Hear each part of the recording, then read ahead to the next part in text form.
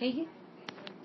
તો આગળ ઉપર જોતા પૂર્વાંગ એટલે 84 લાખ વર્ષ, તેને પૂર્વાંગ કહેવાય. આપણે એમ વાત કરતા હતા કે એક યુગ પણ 5 વર્ષનો, નાનું બાળક ને મોટું બાળક બેની વચ્ચે જો 5 કે એના કરતા વધારે વર્ષનો ડિફરન્સ હોય તો એ બંને વચ્ચે એના બિહેવિયરમાં, એના બોલવા ચાલવા સ્વભાવ બધામાં ફરક પડે. અને આપણા જે વડીલો છે તે બધા આપણને એમ કે ભાઈ સમય બદલાઈ ગયો છે, જમાનો બદલાઈ ગયો છે. આ બધું શું છે? જમાનો એટલે યુગ. અત્યારનો કાળ એવો છે કે 5 વર્ષનો એક યુગ કરો. એમ 5 વર્ષ 50 વર્ષ. તો અહીંયા એના પછીનો આંકડો આવે છે પૂર્વાંગ એટલે 84 લાખ વર્ષ, ત્યારે એક પૂર્વાંગ થાય. ઝેરોક્સમાં તમે જોજો. અને પૂર્વ શબ્દ તમને એટલે ખબર છે કે ઋષભદેવનું આયુષ્ય 84 લાખ પૂર્વનું હતું. આપણે આજે એ સમજવું છે કે ઋષભદેવનું આયુષ્ય કેટલું. અને ઋષભદેવ પૂર્વ 99 વાર શત્રુંજય પર ગયેલા. પૂર્વ 99 વાર બોલીએ છીએ પણ સમજતા કઈ નથી, કારણ કે પૂર્વ શબ્દ ખબર નથી. પૂર્વ એટલે ખબર નથી કે પૂર્વાંગ ખબર નથી. તો પૂર્વાંગ એટલે શું? 84 લાખ વર્ષ, ત્યારે એક પૂર્વ થાય. એવા પૂર્વાંગ ગુણ્યા પૂર્વાંગ અથવા 84 લાખ ગુણ્યા 84 લાખ, પૂર્વ બરાબર પૂર્વાંગ ગુણ્યા પૂર્વાંગ, એટલે 84 લાખ ગુણ્યા 84 લાખ. તો એનો જવાબ આવે 70,56,000 કરોડ વર્ષ અથવા 70,560 અબજ વર્ષ. કરોડ એટલે 7 મીંડા. આ બરાબર સમજી લેજો. 70,56,000 કરોડ વર્ષ બોલો તો પણ ચાલે, અને 70,560 અબજ વર્ષ બોલો તો પણ ચાલે. ત્યારે એક પૂર્વ થાય. તો એક પૂર્વ એટલે એની નીચે મેં લખ્યું 7,056 ઉપર, 7,056 ઉપર 10 મીંડા. એ 10 મીંડા કેવી રીતે આવે? કરોડ એટલે 7 મીંડા અને 70,56,000 માં 3 મીંડા છે, એટલે 70,56 રાખો, બાકીના 3 મીંડા અને કરોડના 7 મીંડા. એટલે મેં જવાબ લખ્યો કે 70,56 ઉપર 10 મીંડા એટલા વર્ષ થાય ત્યારે એક પૂર્વ થાય. ત્યારે એક પૂર્વ થાય. તો ઋષભદેવનું આયુષ્ય કેટલું? ઋષભદેવનું આયુષ્ય 84 લાખ પૂર્વનું કહ્યું. એટલે 84 લાખ ગુણ્યા 70,56 ઉપર 10 મીંડા.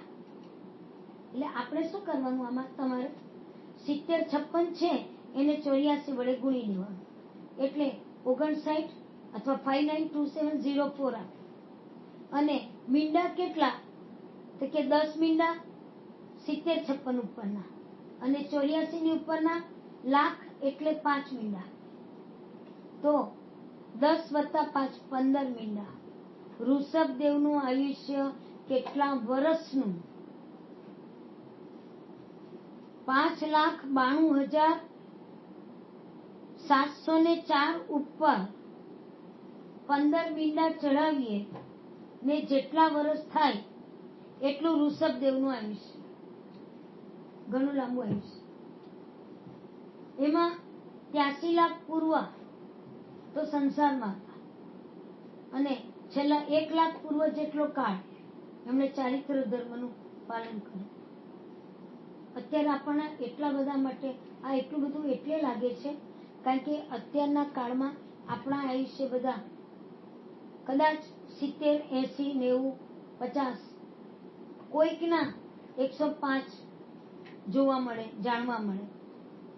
હવે એના પછી કે ઋષભદેવ વર્ષમાં એક જ વાર શત્રુંજય પર જતા, અને એવું કેટલી વાર ગયા તો કે પૂર્વ 99 વાર. તો 99 ને પૂર્વ વડે ગુણો. મેં તમને કદાચ આજે મૂકી દીધું હશે, નહીં મૂક્યું તો આજે મૂકીશ હવે, કે 99 ગુણ્યા પૂર્વ, એક પૂર્વ એટલે પૂર્વ એટલે 70,56,000 કરોડ ગુણ્યા 99. તો 99 ને 7,056 વડે ગુણો તો 6,98,544. તેની ઉપર 10 મીંડા એટલી વાર ઋષભદેવ શત્રુંજય ઉપર ગયા. કેટલી વાર? 6,98,544 અને એની ઉપર બીજા 10 મીંડા, પૂર્વ 99 વાર. આપણે 99 બોલીએ છીએ, આપણે 108 જાત્રા કરીએ છીએ. આપણી શક્તિ, આપણું આયુષ્ય એટલું છે જ નહીં. એ લાંબા આયુષ્ય હતા, વર્ષમાં એક વાર જતા હતા. 84 લાખ પૂર્વ અને 84 લાખમાં એમણે જ્યારે જાત્રા ચાલુ કરી, એમનું જેટલું આયુષ્ય, વર્ષમાં એક વાર જાત્રા નથી કરી, જ્યારે શરૂ કરી ત્યારથી વર્ષમાં એક વાર, અને તે કરી ત્યારે પૂર્વ 99 વાર ગયા. તો 99 ને પૂર્વ વડે ગુણો એટલે જવાબ આવ્યો 6,98,544 ને એની ઉપર 10 મીંડા. આપણે એવું કર્યું કે 99 ને પકડી રાખું અને પૂર્વને છોડી દીધું, કારણ કે પૂર્વની સમજણ નથી આપણામાં. અને એટલા માટે જો આજે તમારી પાસે લખાણ હોય તો જોઈ લેજો. મેં તમને બધું લખીને આપેલું છે. ઋષભદેવનું આયુષ્ય 84 લાખ પૂર્વનું, અને એ બધું લખાણમાં પાછું સમજાયું છે. ઝેરોક્સમાં તો મળશે. એક પૂર્વ એટલે 70,56,000 કરોડ વર્ષ. એને 84 લાખ વડે ગુણીએ તો 592,704 ઉપર 15 મીંડા એટલા વર્ષ થાય. 5,92,07,004 ને તેની ઉપર 15 મીંડા. અને આટલી વાર ઋષભદેવ જે પૂર્વ 99 વાર ગયા એની આપણે વાત કરી. હવે બીજો અગત્યનો મુદ્દો, આજે એક કોષ્ટક ચાલે છે એની અંદર અંતર્મુહૂર્ત શબ્દ બહુ અગત્ય. સમય એટલે કાળનો નાનામાં નાનો એકમ. તો અંતર્મુહૂર્ત એટલે શું? અંતર્મુહૂર્ત એટલે મુહૂર્તની અંદરનો કાળ. મુહૂર્તની અંદરનો કાળ એને અંતર્મુહૂર્ત કહેવાય. તો મુહૂર્ત એટલે 48 મિનિટ, એના કરતા ઓછો સમય એને અંતર્મુહૂર્ત, મુહૂર્તની અંદરનો કાળ. તો જ્ઞાનીઓએ અંતર્મુહૂર્ત એટલે મુહૂર્તની અંદરનો કાળ 3 વિભાગમાં વહેંચ્યો: જગન્ય અંતર્મુહૂર્ત, મધ્યમ અંતર્મુહૂર્ત અને ઉત્કૃષ્ટ અંતર્મુહૂર્ત. 2 થી 9 સમય તેને કીધું જગન્ય અંતર્મુહૂર્ત. 2 થી 9 સમય કશું જ નથી થવાનું. જો આંખના પલકારામાં અસંખ્ય સમય થાય, એ એટલા નાના અંતર્મુહૂર્તમાં આપણાથી કઈ નથી થવાનું, કોઈથી કઈ નથી થવાનું. માત્ર શ્વાસોશ્વાસની ક્રિયા કરીએ છીએ, તે પણ કેટલા બધા સમય જતા રહેશે. એટલે નાનામાં નાનું અંતર્મુહૂર્ત, એના માટે બીજો શબ્દ શાસ્ત્રીય જગન્ય અંતર્મુહૂર્ત. જગન્ય અંતર્મુહૂર્ત 2 થી 9 સમય. ઉત્કૃષ્ટ અંતર્મુહૂર્ત એટલે 48 મિનિટ કરતા એક સમય ન્યૂન, એક સમય ઓછો. 48 મિનિટે મુહૂર્ત ગણાય. મુહૂર્ત એમાં એક સમય પણ ઓછો, તો એને કહેવાય ઉત્કૃષ્ટ અંતર્મુહૂર્ત. હવે અહીંયા એક સૂચન કરવું જરૂરી છે. આપણે સામયિક લઈને બેસીએ છીએ, ગમતી પ્રવૃત્તિ કરીએ છીએ સામયિકમાં, તો સમય ક્યાં પૂરો થયો ખબર નથી પડતી. અને વચમાં જો કોઈનો ફોન આવી ગયો તો એ ફોન કોનો એની વિચારણામાં સામયિક ક્યારે પૂરું થાય એ લગ્ની પછી ચાલુ થઈ જાય, વિચારમાળા ચાલુ થઈ જાય. આમ કટોકટ ટાઈમ જુએ. ખરેખર તમે વિચાર કરો કે 48 મિનિટે મુહૂર્ત ને આપણું સામયિક એક મુહૂર્તનું છે, એમાંથી એક સમય પણ આપણે વહેલું સામયિક પાડીએ, એક સમય જે ખબર જ નથી તો એ દોષ લાગે. એટલે પૂરેપૂરી 48 મિનિટ એટલે કાં તો પેલી ઘડી હતી પહેલાના કાળમાં બેસ્ટ, પૂરી 48 મિનિટ. હા, ને નહીં હોય તો તમારી પાસે સ્ટોપ વોચ છે, બરાબર એક્ઝેક્ટ સમય જોઈને 48 મિનિટ પૂરેપૂરી, ત્યારે એક સામયિક થાય. કાળજી રાખવા જેવી છે.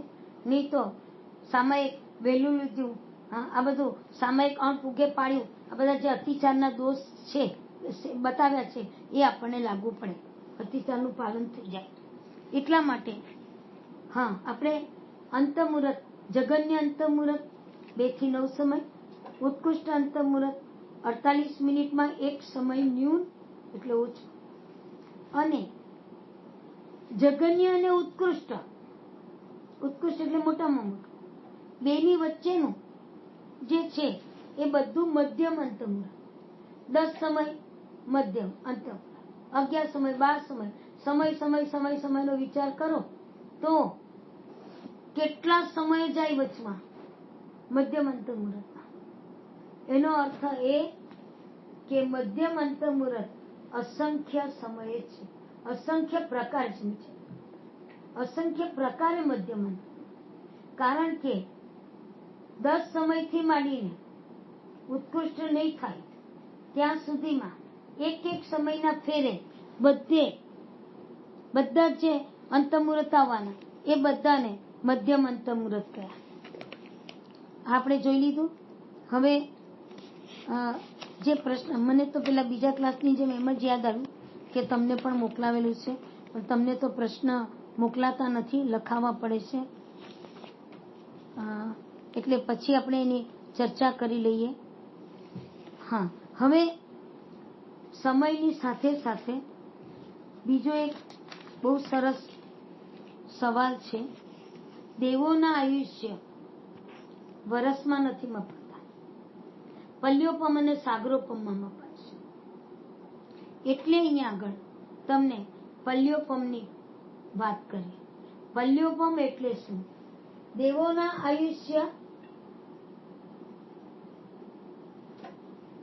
આયુષ્ય પલ્યોપમમાં મપાય છે, સાગરોપમમાં મપાય છે. જે વૈમાનિક દેવો છે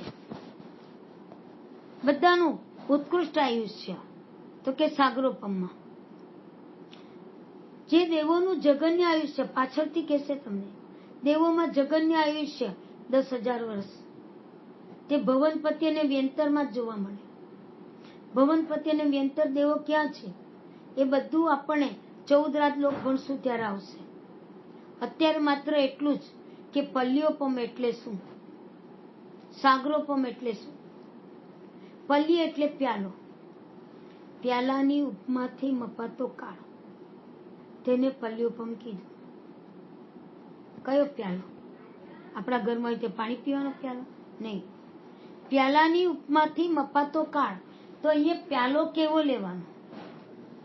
પ્યાલો કેવો લેવાનો છે કે જે પ્યાલો એક યોજન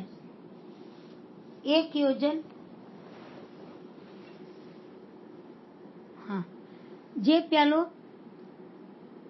1 યોજન લાંબો પહોળો છે, 1 યોજન ઊંડો છે, એવો પ્યાલો અથવા ખાડો કલ્પવાનો. પ્યાલો તો એવડો મોટો હોય નહીં, 1 યોજન એટલે 4 ગાંવ, 1 ગાંવ એટલે 2000 ધનુષ, એટલે 8000 ધનુષ થાય ત્યારે 1 યોજન થાય. એટલો મોટો પ્યાલો લેવાનો નથી, કલ્પવાનો છે, વિચારવાનો છે. 1 યોજન લાંબો પહોળો ઊંડો એવો એક ખાડો કલ્પવો, કલ્પનાથી માત્ર સમજાય. અને એ ખાડાનું દેવકુરુ કે ઉત્તર કુરુમાં જન્મેલા બાળકના જન્મ થતા જ એનું મુંડન કરાવી લેવાનું, અને મુંડન કરાવ્યા પછી 7 દિવસમાં જે વાળ ઉગે. તમને પ્રશ્ન તો એમ થઈ જાય કે આ તો બોલે છે પણ 7 દિવસમાં વાળ શું ઉગે? હા, માથું એ કાળું નહીં દેખાય, કદાચ દેખાય તો થોડું ઘણું. આ બધી કાલ્પનિક પણ વસ્તુ હકીકત છે. જ્ઞાનીઓએ આ જોયેલું છે કે દેવકુરુ કેમ. તો પ્રશ્ન એમ થાય કે આપણા વાળ કેમ નહીં? વાળથી ખાડો ભરવાનો છે, પણ વાળ આપણા નહીં. દેવકુરુ કે ઉત્તર કુરુમાં કોણ બોલે છે? સેલ્વી મ્યુટ કરો. ચેતન મહેતા રેડમી જે લખો છો મ્યુટ કરો તમારા અવાજ. દેવગુરુ કે ઉત્તર કુરુમાં જન્મેલા બાળકના મુંડન કરાવ્યા પછી 7 દિવસમાં જે વાળ ઉગે, આટલું વાક્ય એક યાદ રાખો. તો પ્રશ્ન એ થાય કે દેવકુરુ કે ઉત્તર કુરુ. તમને તો એમ થાય કે આ ગામ ક્યાં આવ્યા? એ ગામ નથી, એક ક્ષેત્ર છે. અને તે આપણે જંબુદ્વીપ જ્યારે ભણશું જીવ-વિચારમાં, તેની અંદર તમને બતાવવામાં આવશે કે દેવકુરુ ક્યાં છે, ઉત્તર કુરુ. ત્યાં યુગલિક હોય અને એ યુગલિક મનુષ્ય, એ લોકોના વાળ એટલા બારીક કે એ લોકોની અપેક્ષાએ આપણા વાળ દોરડા જેવા ગણાય, એવું અમારા સર કહેતા. દેવકુરુ કે ઉત્તર કુરુમાં જન્મેલા બાળકના મુંડન કરાવ્યા પછી 7 દિવસમાં જે વાળ ઉગે, હવે સાંભળજો, એના 7 વાર 8 ટુકડા કરવા. એક વાળ લેવાનો જ અશક્ય. ચાલો કલ્પનાથી લઈ લીધો. એ એક વાળના 7 વાર 8 ટુકડા કરવાના. કેવી રીતે ગુણાકાર કરવાનો ખબર? એક વાળ લીધો, એના પહેલા 8 ટુકડા કર્યા. 1 ગુણ્યા 8 એટલે 8.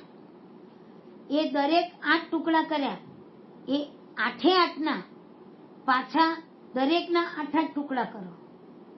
1 ગુણ્યા 8 પછી પાછું 8 ગુણ્યા 8 એટલે 8 થી 64 ટુકડા થયા. તેના પાછા 8 ટુકડા કરો. 64 ગુણ્યા 8 એમ કરીને 7 વાર જો ગુણાકાર કરો, જેને ઇન્ટરેસ્ટ હોય કરી જોજો, આંકડો આવશે 20 97 152. એક વાળના કેટલા ટુકડા થશે?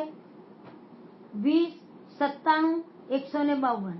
એટલે આમ બોલવા જઈએ તો આ તો 2 લાખ ને 20,97,152. અમારે આમ બોલવાની ટેવ પડી ગઈ છે. 20 97 152. 20,97,152 ટુકડા થાય. એવા બારીક વાળથી આ 1 યોજન લાંબો એટલા ટુકડા લેવાના કે ખાડો આખો ખીચોખીચ ભરાઈ જાય. ખીચોખીચ એટલે કેવો ભરાય કે પાણીનું ટીપું પણ એમાં પ્રવેશે નહીં. અગ્નિ એને બાળી નહીં શકે. 12 યોજન લાંબી ચક્રવર્તીની સેના એના ઉપરથી જો ચાલી જાય તો ખાડો સેજ પણ દબાય નહીં. વાળ કેટલા બારીક, કેટલા પતલા, આવા ખીચોખીચ ભરેલા, એટલા ખીચોખીચ ભર્યા કે જેમાં પાણીનું ટીપું પણ પ્રવેશી નહીં શકે. અગ્નિ એને બાળી નહીં શકે, પવન એને ઉડાડી નહીં શકે. અને 12 યોજન લાંબી સેના એના ઉપરથી ચાલી જાય તો એ ખાડો સેજ પણ દબાય નહીં. આવી રીતે ભરેલા ખાડામાંથી દર 100 વર્ષે એક ટુકડો કાઢવાનો. બધું ધીરજનું કામ છે ભાઈ. તો દર 100 વર્ષે એક ટુકડો કાઢો અને જેટલા વર્ષે એ ખાડો ખાલી થાય એટલા વર્ષને બાદર અદ્ધા પલ્યોપમ કહેવાય. પલ્યોપમ 3 પ્રકારે છે: ઉદ્ધાર, અદ્ધા અને ક્ષેત્ર. દરેકના સૂક્ષ્મ ને બાદર એટલે પલ્યોપમ પણ 6 પ્રકારે છે. ઘણું બધું ભણવાનું બાકી છે, એમાંના વિષયો છે. માત્ર આપણે આજે તમને જે ઝેરોક્સમાં આપેલું છે, બાદર અદ્ધા પલ્યોપમ કોને કહેવાય, સૂક્ષ્મ અદ્ધા પલ્યોપમ કોને કહેવાય. પલ્યોપમનો એક પ્રકાર છે આવી રીતે ભરેલો ખાડો, જેમાંથી 100 વર્ષે એક વાળ કાઢવાનો અને ખાડો ખાલી થાય તો જેટલો કાળ પસાર થયો તેને કહેવાય બાદર અધ્ધા પલ્યોપમ. પણ એક વાળના 7 વાર આ ટુકડા કરવાને બદલે જો અસંખ્ય ટુકડા કરવામાં, અસંખ્ય તો એટલું મોટું આપણે તો કઈ સમજતા નથી. અસંખ્ય ઘણું ઘણું ઘણું ઘણું, આ એક વાળના 20, 97, 152 ટુકડા થયા ને, એના કરતા અનેક ગણા ટુકડા થાય, અનેક અનેક અનેક ગણા થાય, ત્યારે એ અસંખ્ય ટુકડા કહેવાય. એટલે એના કરતા બારી એક વાળના અસંખ્ય ટુકડા કરવા અને એ અસંખ્ય ટુકડાથી ખાડો આ જ રીતે આવા જ ફીટોફીટ રહી શકે એવા વાળથી ભરી દેવા. અને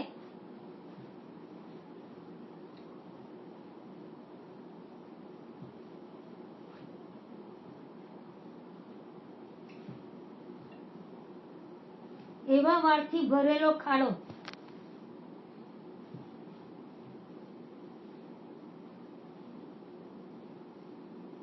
બધા આટલી સમજદાર વ્યક્તિ હોવા છતાં આવું ડિસ્ટર્બન્સ કેમ આવે છે?